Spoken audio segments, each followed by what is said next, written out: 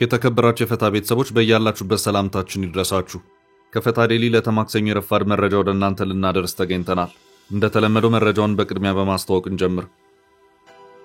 ሰሞኑን ከህወሓት ጦር ጋር በተያያዘ ወደ አፋር ክልል ጥሶ ገብቷል ወይስ አልገባም በሚለው ጉዳይ ብዙ ክስና ማስተባበል የተሰማባቸው መረጃዎች ሲሰራጩ እንደነበር የሚታወስ ነው። የአፋር ክልል ወሰኔ ተጥሷል ሲል ህወሓትና የትግራይ ጊዜያዊ አስተዳደር ግን ፈጽሞ የሐሰት መረጃ በማለት ክሱን ያጣጣሉ መሆኑም ይታወቃል። ሆኖም አንድ የትግራይ አመራርና የረድኤት ድርጅት ኃላፊዎች ነገር ወዲህ ነው በማለት ሚስጥሩን አደባባይ አውጥተውታል። እኛም በጥንቅራችን አካተነዋል። ኤርትራ ለጠቅላይ ሚኒስትር አብይ አህመድ በአማርኛ ጥብቅ መልእክት ሰዳለች። የፕሬዝዳንት ኢሳያስ አፈወርቂ አስተዳደር በዚሁ መልእክቱ ምከረው እምቢ ካለ መከራ ይምከረው ሲል ተርቷል። ጥንቅራችን መረጃውን ያደርሳል። የኢትዮጵያ ብሔራዊ ባንክ በምንዛሬ ትይዩ ገበያ ላይ ጠንከር ያለ እርምጃ መውሰዱ ተሰማ። ባንኩ ከብሔራዊ መረጃና ደህንነት አገልግሎት ከፋይናንስ ደህንነት አገልግሎት ከኢትዮጵያ ፌደራል ፖሊስና ከክልል የጸጥታ አካላት ጋር አደረኩት ባለው ዘመቻ በርካቶች ሲታሰሩ የብዙ ግለሰቦችና ድርጅቶች አካውንቶች ተዘግተዋል። 112 ሰዎች ስለታሰሩበትና ከ500 በላይ አካውንቶች ስለተዘጉበት ዘመቻ መረጃ አክለናል። ፊንጫ ስኳር ፋብሪካ ላይ ሌላ ጥቃት ተፈጸመ። የፋብሪካው ንብረት የሆነ ማሽንና ከፍተኛ ዋጋ የሚያወጡ መኪኖች ተቃጥለው እንዲወድሙ ተደርገዋል። ባለፉት 4 ዓመታት ጥቃት የሚደጋግመው ፋብሪካ ላይ ከሰሞኑ ስለተደገመው ውድመት መረጃ አሰናድተናል። ግዙፍ የፈረንሳይ ድርጅት ወደ ኢትዮጵያ ሊገባ ስለመሆኑ ተነገረ። የዓለማችን ግዙፍ የጅምላና ችርቻሮ ንግድ ኩባንያ ካርፉር በቅርብ ወደ ኢትዮጵያ ገበያ ለመግባት የሚያስችለውን የቢዝነስ ሞዴል በማዘጋጀት ላይ መሆኑን ገለጸ። ጀነራሎቹ ከባድ ክስ ቀርቦባቸዋል። ጀነራሎቹ በፕሬዝዳንቱ ብርቱ ክስ ቀርቦባቸዋል። ጀነራሎቹ ላይ ከባድ ክስ የተሰማው ውጊያው በቀጠለበትና በጦርነቱ በርካቶች መገደላቸውን ያመለከቱ ተከታታይ ሪፖርቶች እየተሰሙ ባሉበት ነው። ዝርዝሩን ከጥንቅራችን ይሰሙታል። እስከ ፍጻሜው አብራችሁን ቆዩ። የምንለቃቸው ዕለታዊ ትኩስ ዜናዎች እንዲደርሷችሁ ላይክ፣ ሼር፣ ሰብስክራይብ ማድረግ እንዳትረሱ። ገንብቶ በማስረከብ የሚታወቀው ዳኮር ሪል ስቴት በመሃል አዲስ አበባ ጀሞ 1 ግንባታቸው 90% እንዲሁም 40% የደረሱ ቤቶችን በ10% ቅድመ ክፍያ ብቻ ለሽያጭ አቀረበ። በአንድ ወለል ላይ 3 አባወራ ብቻ በቂ የሆነ የመኪና ማቆሚያ ከሰፊ አረንጓዴ ስፍራ ጋር አቀረበላችሁ። ባለ 1 መኝታ 80 ካሬ፣ ባለ 2 መኝታ 110 ካሬ እና 118 ካሬ፣ ባለ 3 መኝታ 135 ካሬ 70/30 የባንክ ብድር አመቻችቶ ከ623 ሺህ ብር ቅድመ ክፍያ ጀምሮ የመኖሪያ ቤቶችን ለሽያጭ አቀረበ። ለበለጠ መረጃ በ0911 057674 0933 21 9065 ይደውሉ። ዳኮር ሪል ስቴት በልዩነት የተገነባ። የህወሓት የአፋሩ ሚስጥር ወጣ። የህወሓት ታጣቂዎች ወደ አፋር ክልል በመግባት 6 ቀበሌዎችን ተቆጣጥረዋል በሚል የአፋር ክልል ኮሙኒኬሽን ቢሮ ያስታወቀ መሆኑ አይዘነጋም። ሆኖም በሌተናል ጀነራል ታደሰ ወረደ የሚመራ የትግራይ አስተዳደር እንደዚሁም ህወሓት በተከታታይ ባወጡት መግለጫ ክሱ ፈጽሞ ሐሰት ነው፣ የትግራይ ሰራዊት የአፋርን ወሰን ጥሶ የገባበት ሁኔታ የለም በማለት ያስታወቁ መሆኑም እንደዚሁ የሚታወስ ነው። ሆኖም አጃንስ ፍራንስ ፕሬስ ከሰዓታት በፊት ባወጣው አንድ ዘገባው ግን የህወሓት ታጣቂዎች ወደ አፋር ክልል ገብተው የነበረ መሆኑን አመልክቷል። ምንጭ ያደረገውም በዚያው በህወሓት አካባቢ ያሉ የጊዜያዊ አስተዳደሩን አመራር ነው። ሰውየው የህወሓት ጦር አፋር ገብቶ የነበረ መሆኑን፣ ጦሩ የድሮን ጥቃቱን ያስተናገረው በአፋር ክልል ውስጥ ባለበት ሁኔታ እንደነበርም በመግለጽ በሚስጥር ተይዞ በጥብቅ ማስተባበያ ሲሰጥበት የነበረውን መረጃ ይፋ ያደረጉበት ሁኔታ ታይቷል። ዘግየት ብሎ መረጃውን በማሰባሰብ ዘገባውን የሰራው አጃንስ ፍራንስ ፕሬስ ኤኤፍፒ የትግራይ ታጣቂዎች ላይ ድሮን ጥቃት መፈጸሙን በትግራይ በኩል የተነገረው መሆኑን አመልክቶ በዚህም ደረሰ የተባለውንም የሞትና የመቁሰል አደጋንም ጭምር በዚሁ ዘገባ ውስጥ ያመለከተበት ሁኔታም ታይቷል። ስማቸው ያልተገለጸ አንድ የትግራይ አመራር መረጃውን አድርሰውኛል ያለው ኤኤፍፒ የውስሙ አይገለጽ ያሉት የትግራይ ባለስልጣን በድሮኑ ጥቃት ቢያንስ 16 ሰዎች እንደተገደሉና 22 የሚሆኑ ደግሞ እንደቆሰሉም ነግረውኛል ሲልም አስታውቋል። ጥቃቱ የደረሰበት ቦታ የት ነው የሚለው መረጃ ግን ከዚህ ቀደም በህወሓትና በትግራይ ጊዜያዊ አስተዳደር በኩል ሲሰጡ የነበሩትን መረጃዎች ውድቅ ያደረገው ነው ታይቷል። ህወሓት የአፋሩን ግጭት አስመልክቶ ባወጣው መግለጫው ጥቃቱ የተፈጸመው የትግራይ ክልል ከአፋር ጋር በሚዋሰንበት አካባቢ ነው በማለትም ነበር ያስታወቀው።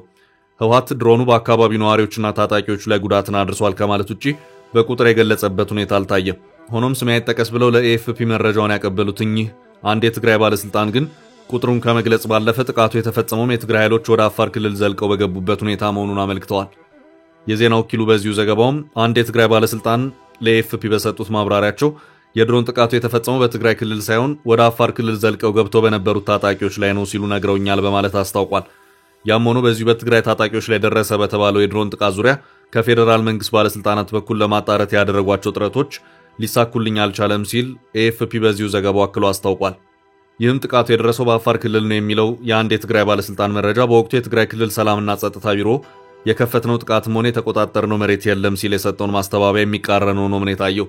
የዚህ ወረራ ሰለባ ናት የተባለችው የአፋር መጋሌ ወረዳ ዋና አስተዳዳሪ አቶ አብዱ ሼክ በራህ ኡስማን በጊዜውም ለቢቢሲ ሲናገሩ የትግራይ ኃይሎች ወደ ወረዳው አዘልቀው በመግባት በሞርታርና በዙ 23 ድብደባ ፈጽመዋል፣ በዚህም መንደሮች ተቆጣጥረዋል ሲሉም ነበር የተናገሩት።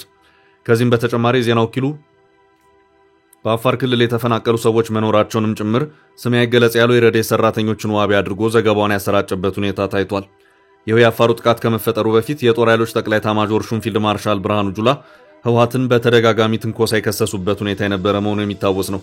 ኤታማዦር ሹሙ ህወሓት ጉዳት እያደረሰ ቢሆንም ጦርነት ቢመጣ የበለጠ ጉዳት ይመጣል፣ በጊዜ ሂደት ቀልብ የሚገዛ ሰው ይፈጠራል በሚል መንግስት ዝምታን መርጧል ሲሉም ነበር የተናገሩት።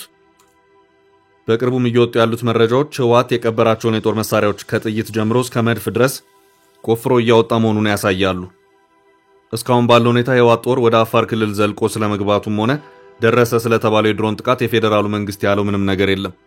አሁን ባለው ሁኔታ የህወሓት ታጣቂዎች ተቆጣጥረዋቸዋል ከተባሉት የአፋር መንደሮች ለቀው ይውጡ ወይም እዛው ይሁኑ በግልጽ የታወቀ ነገር የለም። ይህ በእንዲህ እንዳለ ባለፈው ሳምንት የህወሓት ጦር ወደ አፋር ክልል በመግባት 6 ቀበሌዎችን መቆጣጠሩን ተከትሎ በትላንትናው ዕለት በአፋር የተቃውሞ ሰልፍ የተካሄደ መሆኑ ታውቋል። የአፋር ክልል ኮሚኒኬሽን ቢሮ በዛሬው ዕለት በክልሉ ኪልበቲ ራሱ ዞን የአባላ ህዝብ የህወሓትና የሻዕቢያ ተላላኪዎች የኢትዮጵያን ሰላም ለማደፍረስ የሚያደርጉትን የጥፋት እንቅስቃሴ በመቃወም ሰልፍ አካሂደዋል ሲል አስታውቋል።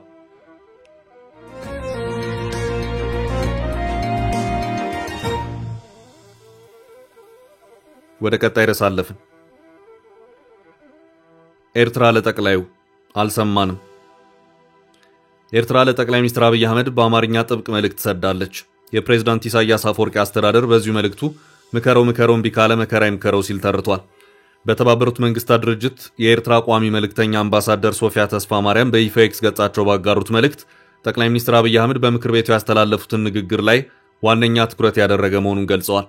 አምባሳደሩ ኢትዮጵያ ቀይ ባህር አይገባትም የሚለውን አልሰማንም ሲሉ ጠቅላይ ሚኒስትር አብይ አህመድ ተናግረዋል ያሉ ሲሆን እኛም ከዚህ በኋላ መልሳችን የሚሆነው አልሰማንም ነው ሲሉ በትላንትናው ዕለት በይፋ ገጻቸው ባሰፈሩት በዚሁ ልጥፋቸው አመልክተዋል። በተባበሩት መንግስታት ድርጅት የኤርትራ ቋሚ መልእክተኛ አምባሳደር ሶፊያ ተስፋ ማርያም የጠቅላይ ሚኒስትር አብይ አህመድ የፓርላማ ማብራሪያን በትኩረት መስማታቸውን ገልጸው ጠቅላይ ሚኒስትሩ በዚሁ ማብራሪያቸው በምሳሌነት የጠቀሱት ጉዳይ ግርምት እንዳጫረባቸው አንስተዋል። ጠቅላይ ሚኒስትር አብይ አህመድ በዚሁ የምክር ቤቱ ማብራሪያ ላይ ሲናገሩ አንድ የፊዚክስ ተማሪ ትምህርት ቤት አርፍዶ በመምጣቱ ከክፍል ውጪ እንዲቆይ ቅጣት ይተላለፍበታል። ተማሪው ቅጣቱን ጨርሶ ሲመለስ ብላክቦርዱ ላይ ያገኘውን ጽፎ ወደ ቤቱ ያቀናል። በማግስቱም ሲመለስ የቤት ስራ ሰርቻለሁ ብሎ ለመምህሩ ያሳያቸዋል። ፕሮፌሰሩን በመገረም ይሄ የቤት ስራ አልነበረም፣ መልሳቸውን ለማግኘት አዳጋች የሆነ ጥያቄዎች ናቸው በሚል ይገልጹለታል። ሆኖም ተማሪው ይህን ባለመስማቱ የማይፈቱ የተባሉትን ጥያቄዎች መልስ ሰጥቷቸዋል ሲሉ ጠቅላይ ሚኒስትሩ መግለጻቸውን አምባሳደሩ አውስተዋል። ጠቅላይ ሚኒስትሩ ይህን በማሳያነት በማንሳት ተማሪው ተሳክቶለታል፣ ምክንያቱም አልሰማም ችግሮቹ የማይቻሉ ወይም የማይፈቱ መሆናቸውን ሲሉ ተናግረዋል በሚል ነው አምባሳደሩ ያብራሩት። ጠቅላይ ሚኒስትሩ ቀጥለውን በሰጡት ማብራሪያ ኢትዮጵያ ቀይ ባህር አይገባትም የሚለውን አልሰማንም ሲሉ ተደምጠዋል ያሉት አምባሳደሯ ይህንንም ተችተዋል። አምባሳደሯ ይህ ታሪክ እውቅና ያለውና ዓመታትን ያስቆጠረ መሆኑን በመጥቀስ በምሳሌነት ሲቀርብ የቆየውም ትህትናና ጽናት እንዲሁም የማሰላሰል ችሎታን ለማመልከቻነት ነው። ሆኖም ጠቅላይ ሚኒስትር አብይ ግን ታሪኩን ያለ ምክንያት የማይገባው ቦታ ላይ ገልጸውታል ሲሉ ተችተዋል። እኛም ከዚህ በኋላ ከኢትዮጵያ በኩል የሚነሱ የቀይ ባህር ጉዳዮችን በተመለከተ ምላሻችን ተመሳሳይ ነው፣ አልሰማንም ነው ሲሉ በተባበሩት መንግስታት ድርጅት የኤርትራ ቋሚ መልእክተኛ አምባሳደር ሶፊያ ተስፋ ማርያም አጽንኦት ሰጥተዋል። ሆን ብሎ አለመስማትና አለመስማት መካከል ትልቅ ልዩነት አለ ሲሉ አምባሳደሯ አክለዋል። አምባሳደሯ በመጨረሻም በድሮ የኢትዮጵያ ምሳሌ አባባል መልእክቴን ልቋጭ እወዳለሁ ሲሉ በአማርኛ ባሰፈሩት መልእክታቸውም ምከረው እምቢ አልሰማም ካለ መከራ ይምከረው ሲሉ አጽንኦት ሰጥተዋል።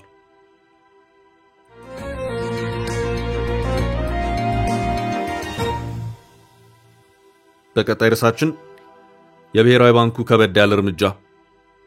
በትይዩ ገበያ የተነሳ በርካቶች ሲታሰሩ የብዙዎች አካውንት ተዘግቷል። የኢትዮጵያ ብሔራዊ ባንክ በምንዛሬ ትይዩ ገበያ ላይ ጠንከር ያለ እርምጃ መውሰዱ ተሰማ። ባንኩ ከብሔራዊ መረጃና ደህንነት አገልግሎት፣ ከፋይናንስ ደህንነት አገልግሎት፣ ከኢትዮጵያ ፌዴራል ፖሊስና ከክልል የጸጥታ ጋር አደረኩት ባለው ዘመቻ በርካቶች ሲታሰሩ የብዙ ግለሰቦችና ድርጅቶች አካውንቶች ተዘግተዋል።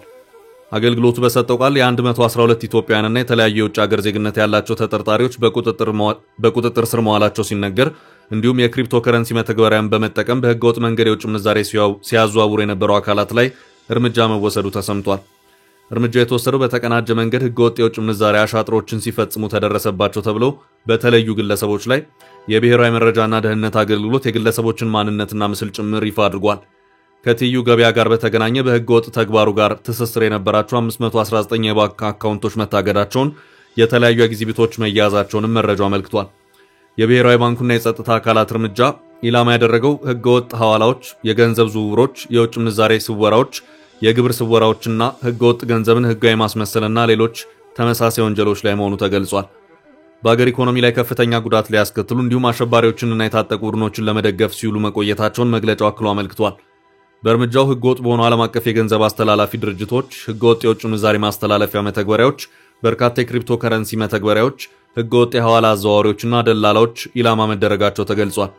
እንዲሁም በውጭና ገቢ ንግድ ላይ አሻጥር የፈጸሙ አስመጪዎችና ላኪዎች እንዲሁም ህጋዊ ንግድ ሳይኖራቸው በህገወጥ ሐዋላ ላይ በመሰማራት ከፍተኛ ገንዘብ በማንቀሳቀስ በሀገር ኢኮኖሚ ላይ ከፍተኛ ጉዳት ባደረሱ አካላት የማያዳግም ህጋዊ እርምጃ መውሰዱን የተነገረው። በተጨማሪም በሀገር ውስጥ ህገወጥ የውጭ ምንዛሬ ማስተላለፊያ መተግበሪያዎችን በመጠቀም ሀብትን ከሀገር በማሸሽ ላይ ያሉ ድርጅቶች ባለቤቶችም በቁጥጥር ስር እንደዋሉ ተመልክቷል። ብሔራዊ ባንኩ በመደበኛውና ትይዩ ገበያ መካከል ያለውን ጋፕ ለማጥበብ እርምጃ ለመውሰድ መዘጋጀቱን ቀደም ብሎ መግለጹ ይታወሳል።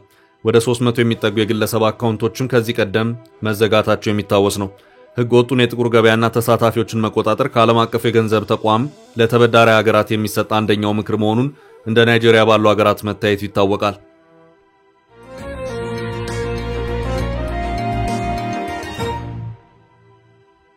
በቀጣይ ርዕስ ፊንጫ ፋብሪካ ላይ የተፈጸመው ጥቃት። በኦሮሚያ ክልል ሆሮ ጉድሩ ወለጋ ዞን ሱሉላ ፊንጫ ወረዳ ታጣቂዎች ባሳለፍነው ሳምንት መጨረሻ እሁድ ምሽት 4 ሰዓት ገደማ በፈጸሙት ጥቃት የፊንጫ ስኳር ፋብሪካ ንብረት የሆነ ማሽንና ሌሎች ንብረቶችን ማቃጠላቸውን የዋዜማ መረጃ አመልክቷል። ፋብሪካው ባለፉት 4 ዓመታት በታጠቁ ኃይሎች የሚደርስበት ጥቃትና ውድመት ስራውን እንዲገታ እንዳስገደደው ጭምር የሚታወስ ነው። ባለፈው ዓመት በከፊል ወደ ስራ የተመለሰው የስኳር ፋብሪካው አሁንም የጥቃት ሰለባ ሆኗል። በእሁድ ምሽቱ ጥቃት ዋጋው 35 ሚሊዮን ብር ይገመታል የተባለው ማሽን መውደሙን የተነገረው። ውድመቱ የደረሰው ጆንደር የሚሰኝና የሸንኮራ አገዳ ሰብስቦ ወደ ፋብሪካ የሚያስገባ ማሽን ላይ መሆኑን ምስክሮች ለዜና ምንጩ ተናግረዋል። ታጣቂዎቹ እያንዳንዳቸው በግምት 12 ሚሊዮን ብር ዋጋ ያላቸው 3 የፋብሪካውን ሎንግ ቤዝ ቶዮታ ተሽከርካሪዎች አቃጥለው ከጥቅም ውጭ ማድረጋቸውም ተነግሯል። ታጣቂዎቹ በዕለቱ በስራ ላይ ከነበሩ 60 ያህል የፋብሪካው ሰራተኞች የእጅ ስልኮችን ነጥቀው መውሰዳቸውም የተሰማ ሲሆን ይህንኑ ጥቃት የፈጸሙት ከፋብሪካው 8 ኪሎ ሜትር ርቀት ላይ ፋብሪካው ሸንኮራ አገዳ ከሚያለማበት ቪሌጅ ኢ የተሰኘ ቦታ ላይ መሆኑን መረጃው አመልክቷል።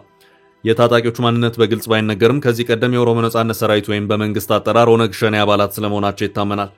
ቡድኑ ባለፉት 4 ዓመታት ፋብሪካውን ከስራ ውጭ ያደረገ ተደጋጋሚ መጠነ ሰፊ ጥቃትና ውድመት ማድረሱ ሲዘገብ ይታወሳል። ከፍተኛ የተባለው ጥቃትና ውድመት የደረሰው እንደ አውሮፓ አቆጣጠር በ2023 ሲሆን ታጣቂዎች ወደ ፋብሪካው ዘልቀው በመግባት ማሽነሪዎችን ያወደሙ ሲሆን የፋብሪካውን የስኳርና ማዳበሪያ ክምችት ዘርፈው ሄደዋል።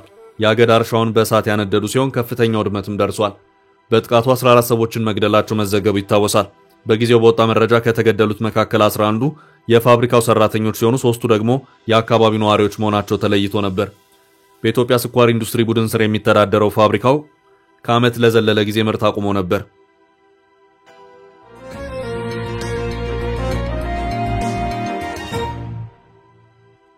በቀጣይ ርዕሳችን ግዙፍ የፈረንሳይ ድርጅት ወደ ኢትዮጵያ ሊገባ ነው። የዓለማችን ግዙፍ የጅምላና ችርቻሮ ንግድ ኩባንያ ካርፉር በቅርብ ወደ ኢትዮጵያ ገበያ ለመግባት የሚያስችለውን የቢዝነስ ሞዴል በማዘጋጀት ላይ መሆኑን ገለጸ።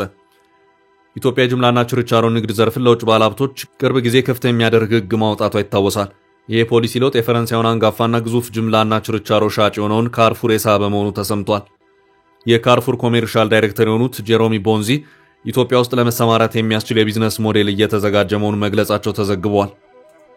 ይህን እቅድ ወደ ተግባር ለመለወጥ የሚያስችል ቡድን በቅርብ ጊዜ ወደ ኢትዮጵያ እንደሚመጣ ዳይሬክተሩ አሳውቀዋል።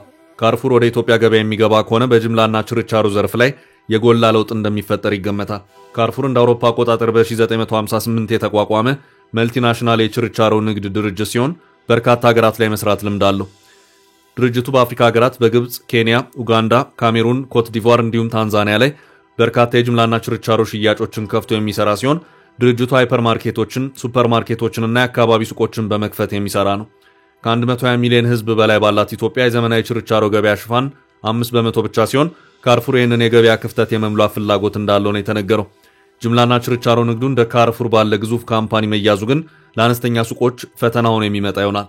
ለገዢው ማህበረሰብ አይነቱ የበዛና ዋጋው ያነሰ ምርት ማቅረብ የሚቻል ሲሆን አዳዲስ የስራ ዕድሎች በብዛት የሚከፈቱ መሆኑ መልካም ዕድል ሲሆን አነስተኛ ሱቆች ከዚህ ጋር መወዳደር ተስኗቸው ንግዳቸውን በማጣት የመዘጋት አደጋም አብረው ይዞ የሚመጣ ነው።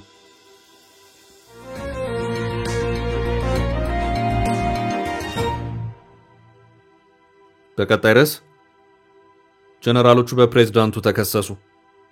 ጀነራሎቹ ከባድ ክስ ቀርቦባቸዋል። ጀነራሎቹ ላይ ከባድ ክስ የተሰማው ውጊያው በቀጠለበትና በጦርነቱ በርካቶች መገደላቸውን ያመለከቱ ተከታታይ ሪፖርቶች እየተሰሙ ባለበት ነው። የኬንያው ፕሬዝዳንት ዊሊያም ሩቶ በሱዳን እየተፋለሙ ያሉት ሁለቱ ዋነኛ ተፋላሚዎች ለቀውሱ መፍትሄ አይደሉም ብለዋል። የሱዳን ጦር የሚመራው መንግስት ኬንያ ለፈጥኖ ደራሽ ኃይሉ ድጋፍ ታደርጋለች ብሎ ሲከስ የሰነበተ ቢሆንም ፕሬዝዳንቱ ኬንያ የፈጥኖ ደራሽ ኃይሉን ትረዳለች የሚለው ውንጀላ የተሳሳተ መሆኑን ገልጸዋል። ፕሬዝዳንቱ በአሁኑ ወቅት በሚገኙባት ዶሃ ከአልጀዚራ ቴሌቪዥን ጋር በተሰራጨው ቃለ ምልልሳቸው ኬንያ ለፈጥኖ ደራሽ ኃይሎች የጦር መሳሪያ ድጋፍ ታደርጋለች የሚለውንም ክስ ፍጹም ውሸት ነው ሲሉ አጣጥለውታል። ፕሬዝዳንት ሩቶ በሱዳን ስላለው ወቅታዊ ሁኔታ ሲያስረዱ ሁለቱም ጀነራሎች ማለትም የጦር ኃይሉና የፈጥኖ ደራሽ ኃይሉ የመንግስት ግልበጣ ውጤቶች መሆናቸውን ገልጸዋል። ችግሩን ለመፍታት ከፖለቲካዊ ውይይት ይልቅ በወታደራዊ ኃይል ላይ ስለሚመኩ ሀገሪቱን ወደ አስከፊ ቀውስ እንደከተቷት ተናግረዋል። ጀነራሎች ለሱዳን ምንም መፍትሄ አያመጡም፣ ምክንያቱም እነሱ የሚያምኑት በወታደራዊ ኃይል መፍትሄ እናመጣለን ብለው ነው። በወታደራዊ ኃይል መፍትሄ ማምጣት የሚቻለው ችግሩ የጸጥታ ሲሆን ነው። በሱዳን ግን ያጋጠመ የመልካም አስተዳደር ችግር ነው ብለዋል ፕሬዝዳንቱ። በጀነራል አልቡርሃን የሚመራው የሱዳን መንግስት ኬንያ ለተቀናቃኙ ድጋፍ ታደርጋለች፣ በተለይም ከዩናይትድ አረብ ኤምሬትስ የሚላክ ጦር መሳሪያ በኬንያ በኩል እንደሚያልፍ ሲከስ መቆየቱ ይታወሳል። ፕሬዝዳንት ሩቶ ይህን ክስ ፍጹም ውሸት ሲሉ አስተባብለዋል። ለዚህ ክስ መነሻ የሆነው ኬንያ ባለፈው የካቲት ወር በናይሮቢ የሱዳን የሲቪል ማህበረሰብ አካላት ስብሰባ ማስተናገዷን እንደሆነ ገልጸዋል። ስብሰባው በፈጥኖ ደራሽ ኃይሉ የተጠራ ሳይሆን ከሃይማኖት ተቋማት፣ ከሙስሊም አመራሮች፣ ከሴቶች፣ ከአክቲቪስቶችና ከሌሎች ሲቪል ማህበራት የተውጣጡ አካላት በሀገራቸው ወደፊት ዕጣ ፈንታ ላይ መከሩበት እንደነበር አስረድተዋል። የሱዳን ጦር ኬንያ ፈጥኖ ደራሽ ኃይሉን አባላት ተቀብላ ታስተናግዳለች ማለቱን ተከትሎ የተጠየቁት ሩቶ እኛ ዲሞክራሲያዊ ሀገር ነን፣ ሰላም ወዳድ ቡድኖችን እንቀበላለን፣ እዚህ የነበረው ውይይት የሲቪል ማህበረሰቦች ስብሰባ ነው በማለት ስም ባልጠቀሷቸው ሌሎች ሀገራትም ሲደረጉ ነበር ብለዋል። ፕሬዝዳንት ሩቶ ሁለቱም የሱዳን ተፋላሚዎች ከተመሳሳይ ጨርቅ የተቀደዱ ናቸው በማለት የገለጹ ሲሆን ሁለቱም ህዝባዊ መንግስትን ከማፍረስ የተገኙ ውጤቶች ናቸው ብለዋል። ሩቶ ሁለቱም ጀነራሎች የሱዳን መፍትሄ አይደሉም ያሉ ሲሆን ሁለቱም ወታደራዊ አማራጭን ብቻ ለመጠቀም የሚያስቡ ሲሉ ወቅሰዋቸዋል። ውድ ቤተሰቦቻችን ለዛሬ ያዝንላችሁን ርዕሰ ጉዳዮች እዚህ ላይ ቋጨን። ላይክ፣ ሼር እና ኮሜንት በማድረግ ለቻናላችን ድጋፋችሁን መግለጽ እንዳትዘነጉ እያልን ከሌሎች መረጃዎች ጋር ደግመን እስክንገናኝ ቸር ያሰማን ስንል ተሰናበትን።